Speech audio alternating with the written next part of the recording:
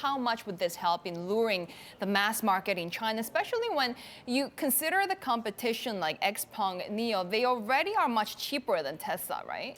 Right. You do have a lot of electric vehicles and just cars in general that are priced, even some premium cars that are priced below where you see the Tesla Model 3. And, when the price came out for the made in China Model 3, I think it caught a lot of people a little bit by surprise because it's not that big a difference. And the whole sort of reason for building this plant locally is the idea that they can bring the price down by avoiding import duties and so forth.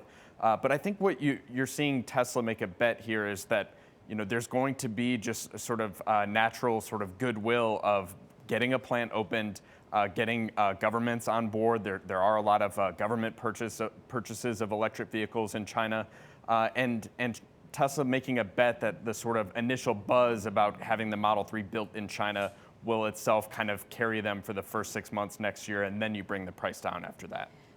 Craig, I want to show a chart that I'm showing here inside my terminal, which is just sort of the big headwind and the macro backdrop that is slowing car sales across the curve, really in China for the last year or so. Is a 20% price cut enough to offset this drop in demand? That's a really good question. I think if you're Elon Musk and you're looking at that chart, you're a lot more nervous about sort of the state of the China market than, really if you look at when those drops were really sort of kicking in.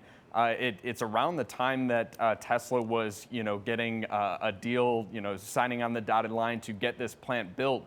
It was built extremely quickly. It's unusual for this was a muddy field in January of this year, and we're talking about a plant that's already opened and cranking out cars, potentially delivering them to customers and within the next few days or weeks. This all happened extremely fast, and we have seen some softness in the China market, but the degree to which the market really deteriorated this year, I think, caught a lot of car companies off guard. And it is a cause for concern if you're Tesla, despite the fact that you have real brand power and a lot of star power as a company that is sort of on the leading edge of electrification.